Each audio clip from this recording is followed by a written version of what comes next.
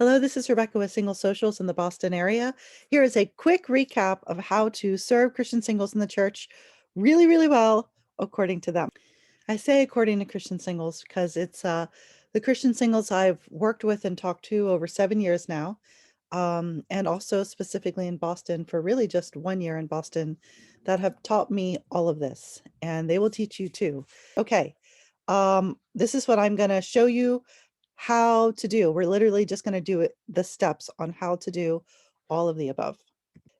In my ministry in Boston, again, just about a year, and of 50 people that were involved once a month or more, um, 80% said they found a good friend within that year, sometimes just a few months. 80%. That to me says that 80% needed a friend. You don't make a good friend unless you have room in your calendar for a good friend. And so I'm really encouraged that as a church, if we create spaces where enough Christian singles can learn about it, hear about it, be in one spot, they will make friends because they are amazing, fun, and interesting people. The only real need is just where is everybody? Because we're all spread out among different churches. We just kind of need to find a way to get a critical mass and then let people know about it. Because if your church has a critical mass of Christian singles, whether it's a singles ministry or just a really fun bunch of people to go out to lunch and do things together a lot, if your website doesn't get picked up by Google search engines, no one is going to know about you or the ways that you can serve them, except through word of mouth, maybe. And a lot of Christian singles would love to know about your church. So we'll talk about how to do that more later. Um, Here's the secret sauce for building a singles ministry. Whether you just kind of want to take a couple Christian singles and build it up to be a fun group of people that go out to lunch, or whether you want to really start a larger ministry. It starts by you picking totally wonderful, likable, fun, happy, joyful, mature Christian singles. Um, Putting up a sign saying, singles event with no amazing Christian singles already um, ministering and planning to be there and having a heart that's going to be reaching out to others. That's what causes these awkward singles events where people show up but they don't really connect with anyone and they feel kind of weird about having gone. That's how that happens. How a growing team happens is when fabulous people that everybody wants to be around, you have a few of them already committed, and then it's step two of those committed people. Granted, some will be behind the scenes, awesome people like that. But of those committed people, some of them are kind of your outgoing, inviting people to do things kind of people. So I call it hospitable hospitality because, oops, they need to have that heart that just they see someone standing alone and they just want to like go talk to that person, say, here, you can sit by me. Hey, I'm going out to lunch afterwards if you want to join us. So that kind of a hospitality person. And then intentional is the other word. I've heard pastors preach sermons about how we should all be loving, and if you see someone standing alone, reach out to them. And I love those sermons.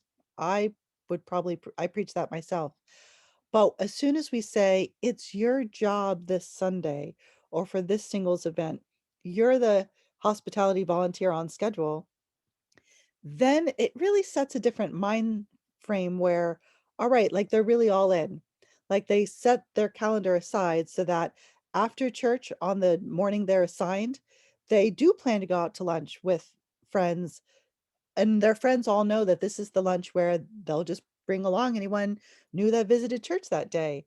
Or they set aside time after the singles event, kind of planning in advance to go out to ice cream and invite new people along. They've cleared their work schedule. They don't have an all-nighter to finish with school. Like they plan it. And then the other beautiful thing about intentional is they know for a fact that next Sunday or in a couple Sundays or events from now, they're not on the schedule so that they are not burnt out because Christian singles do such a great job serving. We don't want to ask too much. And also, they're still trying to form their own unique set of friendships or maybe even ask somebody else on a date. So they need their downtime. Okay, enough with that one. Casual, frequent spaces. If you're going to build a friendship, you need more than a worship service or a Bible study to do so, right? You need casual time. And usually a few minutes before or after service or Bible study isn't quite enough. So we just need more casual spaces, lots of different ways to get that. But the thing about a casual space is it really works best. Sometimes it only works, but it works best when there was an intentional hospitality volunteer that said, "Hey, are you sticking around for, the donuts for 30 minutes or the donuts ice cream for an hour, or the pizza lunch afterwards? Are you sticking around for that? Because I am, I'd love to talk more." Suddenly, that donut, pizza, who even cares what's happening? I just had someone say they'd love to hang out with me for 30 minutes to an hour. If someone is new at your church, so they're single and new, I'm talking about singles, but anyone who's new, they're usually someone who would welcome the chance to get to talk to someone at the church more, to have someone get to know them. That's someone who's moving or this or that. They they're here to meet more people. This is not a whole new program. You don't have to hire anyone. Whatever you're already doing. So if you're doing a men's and women's Bible study, before people go off to their main groups, right? Like the main people they talk to every Sunday or whatever, for the Bible study or whatever. Those things are great. Long-term building relationships, that's all good. But before they go off to that, give them a chance to meet the other people in the room that aren't in their assigned group. I go to like ladies' Bible studies and I'm in this one table for like the whole year of these 5 ladies. And I love that because we become friends. But there's like 30 other women in the room and I have no way to get to know them unless the leaders create kind of an opportunity to mix it up every now and then. Today, just so you ladies can get a chance to meet one another, we're going to switch these 2 tables together or like whatever, or alphabetically or anything, um, for you to kind of just do your highs and lows for the week. And if you have Zoom, it's super easy to do random breakout rooms this way. When people show up at the event and they know there's a chance they'll get to meet someone new that night, it's a real beautiful motivation to come, and we can be authentic about it. How can we serve one another in the Lord if we're not meeting one another in the Lord? It's just beautiful to do it naturally without asking people to be extroverts that walk across the room to start a conversation out of thin air. That's not a fair expectation. God says there's a lot of different people in the body of Christ. So let's not try and expect everyone to be an extrovert for this to work well. So I'm an extrovert. I'm here to serve my introverts. So, okay. All right, just a way that this can look. You already have random people assigned to the doors of your church on a Sunday morning to hand out bulletins or to say hello, or here's a name tag. Tell those people who your intentional single volunteer, wonderful, hospitable, charismatic, like wonderful personalities people, tell them who's on the schedule that day. So when someone comes in who seems new, who maybe seems single, they don't have to say, "Are you single?" In fact, they shouldn't say that. But if they see someone who walks in alone, say, "Oh, I'm so glad you came this morning. Is this your first time? Oh, I'd like to introduce you to one of my friends or to, one of the really nice people here at our church." Now they've been gently given a warm introduction to one of these wonderful Christian singles in the church who's already prepared to say, "Oh, I have some seats open next to me if you want to join." And if at the end of the service, that person that was new still seems like a nice, safe person, they can be like, "Oh, I'm going out to lunch with friends if you would like to join." Beautiful, beautiful. Um, Pizza, food, something, donuts, coffee, anything. Church volunteers, whether you're married or single, so often when someone comes to a church leader and says, "I'm new to the church," or "I'm lonely," or whatever, "I'd like to get to make friends. I'd like to get to know people." Like 100% of the time, serve, get involved is one of the things that comes up as a recommendation of how to get to know people. And I give that advice too. Uh, it works really well at some churches. There are other churches where volunteering, like, literally helps you meet no one, and sometimes even makes it harder because now you're tied down, and there actually was someone who looked like they could be a friend that day, but now you're tied down. Anyways, the churches I've been in that have done this so well, where joining the church to serve completely introduced you to lots of wonderful people and really helped you feel a part. They were churches who would do things. They would do one of the following. They would either often have meals afterwards for the people who volunteered, married or single. If you volunteered, please stay after for donuts or pizza. They can chip in themselves, like whatever. Um, please, feel free to stay after. We know you had to stay after a little bit anyways, just to take down the chairs. This is our way to say thank you. And if you have intentional volunteers that have gone around and said, "Hey, how you doing this week? Hey, are you going to stay after for pizza? I know I am. I'd love to see you there." Then suddenly this is a really meaningful time. Um, and another way a church did it is even if there wasn't a pizza time afterwards, um, they had literally people that were volunteers to go around and talk to all the volunteers while they were serving about how their weeks were and how they could pray for them. I'm not even joking. This church, by the way, multiplied like 1,000 times in New Jersey. It's like amazing. But so I would be volunteering, and more than one person would swipe by my station and ask me how I'm doing and learn who I was and pray for me if I needed it and maybe invite me to a meal if they sometimes had one. It was phenomenal because a lot of our Christian singles serve. Let's love back on them big time. And because a lot of people in the church, singles or married, serve to get to know others, let's use that as an opportunity to really love them. Sometimes, especially as people get older, going to a singles event gets even more awkward. So if you just have a men's and women's group that's both married and single, but you mix it up a lot, then a single woman or a single man will have a chance to meet a lot of other single men or single women. And without it being a singles group, it's very healthy, family oriented, but still getting to meet a lot of new people. A place to date. The predominant need of every human being is to know the Lord and be able to serve God. Then there's the church family environment, friendship. Clearly, marriage and dating is not like oxygen and food. But if 40% or more of the married couples in your church said that they had a key need, whether it was like parenting training or help with their marriage or finances or whatever, if 40% or more had a really strong need, I believe as a church, you would probably have a preaching on that, a teaching on that, a program for that, probably a lot of effort put into that. 40% or more of Christian single adults hoping to be married, that's a lot of people. That is something I think the church would do something with if they knew what to do. I understand this is like a hard place to be. I'm gonna demystify it. I'm gonna make it really easy. All right.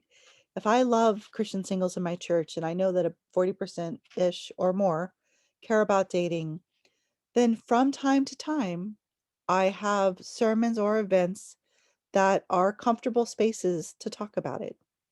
Um, that's kind of all you really got to do for people to feel like their whole person is being listened to and loved and served. And if you've done all those other things I said, like with friendships and rotating small groups so people get to meet new people and having intentional volunteers and lunches and donut time, honestly, you've already been that perfect environment where people can make friendships in a group setting, which is the perfect environment for making a healthy dating connection.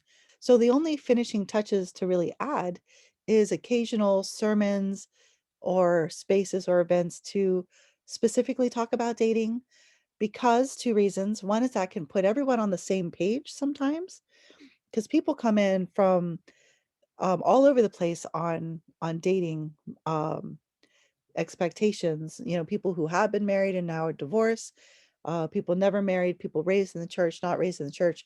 People just come at it from so many different viewpoints. So preaching on it every now and then, having spaces to talk, puts people a little bit more on the same page and creates this anticipation that, yeah, sometimes dating happens in the church. And that's a good thing because although God says sometimes it's even better to be single, God says it's okay to be married. And so, yeah, this is normal. And you can ask people out here. And this is how we do it with respect. And, this is how we say no nicely and respect. Boston Christian singles are amazing. We just need a place to meet. They just need a place to meet. So again, dating doesn't have to be weird if it's done in these healthy settings. We got to teach people that you don't have to be perfect to be married. If you're married, you already know that. But sometimes there's so much teaching on God preparing your heart before marriage, character qualities to work on, to start your marriage off right. Sometimes and then all these married people being the mentors and leaders in the church. Sometimes Christian singles have told me they get the impression that, you know, you're that married people somehow have it more together, or that the reason why some people are single is because they just don't have it together yet. That is such a false That's a lie. Christianity is not about being perfect. It's about being forgiven, and forgiving, and just riding through the bumps of life. A purpose beyond dating. It's very interesting. In one of the surveys I gave my group, 100% of them said they wanted a space to talk about dating. And that same night, 100% of them said they wanted a space to talk about anything other than dating, to talk about life without dating or without marriage. That's really interesting. So these are not at odds with each other. It's not one group never wants to hear about dating and one group only wants to hear about dating. Often the same person wants a space to do either. So, yes, marriage is not the ultimate goal. And so we need to be echoing that in our churches, that the ultimate goal is loving the Lord, loving and serving others, being a part of a church community. And we need to be helping people advance in their careers, discern their ministries in the Lord, um, kind of have a community come around them and support them. So, yeah, I know this says a lot, but elevate singles to positions of leadership in the church. That is really, really important. And the last thing that leads into this, but the last thing is Paul and Jesus. As we give examples to Christian singles about just how abundant life can be as a single, and how the church has honored it throughout history, and the word of God says in some ways it's better to be single. Um, for much of church history where singles thrived, like Paul and like Jesus, the church was so much more one, because the culture knew how to be hospitable and close. America today is so different. Paul and Jesus, they had people to eat dinner with every night. They probably were hardly ever completely on their own for even 48 hours at a time. If you think about how different that is from today, where if someone lives alone, that other than coworkers, they could go 2 weeks without eating with someone, or way, way longer, not to mention COVID.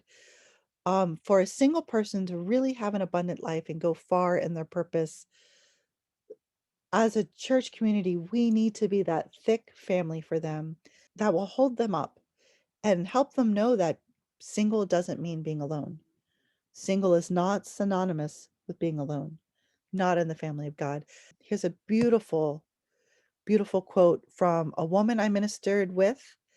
And also, interesting enough, that same week, a wonderful guy who's a single and a church leader said the same thing to me.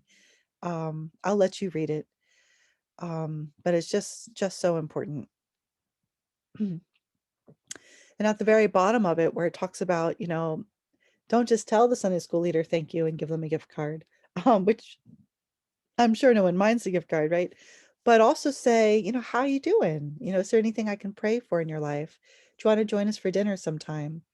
That's what a family does. I think sometimes as married people, we just forget.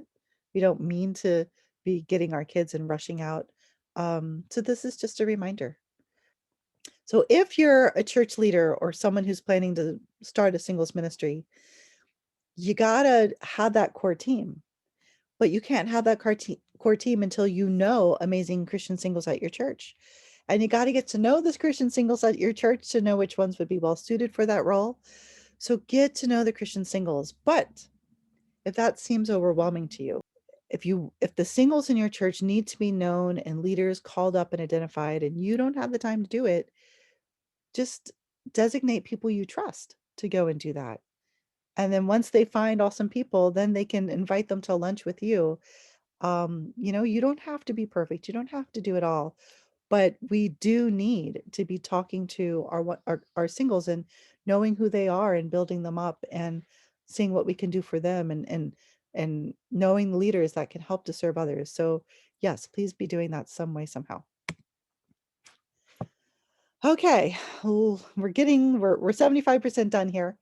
Um, so let's say you've done all of this, right? And now you have a group of Christian singles, a big one, a small one, but who knows? But there's a nice little vibrant thing going on. We got to help others find you. So many people, 95%, were looking and couldn't find church ministries and even good places to meet others. Now, most of my database is people 30s and 40s. So that's where the 95% comes from. Young adults groups are a bit easier to find. Um, but I've Googled in the Boston area, like singles, church, and all this kind of stuff. And it's amazing the churches that don't pop up. And I know they have a lot of single stuff going on. So your search engines, add the tag word single. I know like there's coding behind the scenes where Google picks it up faster. Please be using that to the fullest of your advantage. Um, on your websites, be talking about single stuff that's happening. And don't discount even just a small group of good friends. So if someone comes to your church and they're single and you only had like two people at your church that were also single, but they were these great, fabulous people. So you have two great, fabulous people who have said, yeah, I'd be happy to be a hospitality volunteer contact. So when someone new comes along, you introduce them to that fabulous person. Don't discount a couple awesome people you have. And if you have community groups full of married and all these different generations, which is cool, but a couple of them have just naturally developed into singles community groups, maybe put that on your website. It's so hard to find places. Please elevate to where people can find the great things that you have. And even if you have nothing, I say, even if you don't have a singles group, I recommend your bulletin, your website, the overhead before the service starts. For information about singles ministries, please contact so and so, whether it's a pastor or a high level volunteer. Please contact them. So if a single walks into your church and they're not looking for singles groups, because not every person who's single is, then fine, they walk in, no big deal. But if someone walks in and they're really looking to find a single friend that is someone they can relate to in their age range, if that really means a lot to them, or maybe they really feel called to find marriage and that's something they're looking for, they see that. Even if your church is uber small, they see that and they call that person, and then that person has an authentic conversation with them that goes something like this: I'm so glad you reached out because we completely want to get to know you and serve you. We don't have a singles ministry right now. I'm a contact to see who might want to help us build one, and or to let you know that our church can serve you in the following ways, like just really surrounding you well with community, being a part of family life. We'll discern with you, career moves and just your vital impact in the kingdom of God. And then you also can say, but if you're looking for more people in the age range you are, singles, all of that kind of thing, here are local contacts, local ministries that we know of near you or near us. Here's a list of resources, because you can be a church that loves them so much that you refer them to groups at other churches. Either they stay with you and just visit other places, or they just completely go to another place now, but they always remember you as someone who loved them enough to give them other places to consider going. So that's a high calling, but there is hope, especially for a unified church together serving our singles. And you don't have to be perfect. Let me know how I can serve you. Everything I do is free. I just want to be there for you. God bless.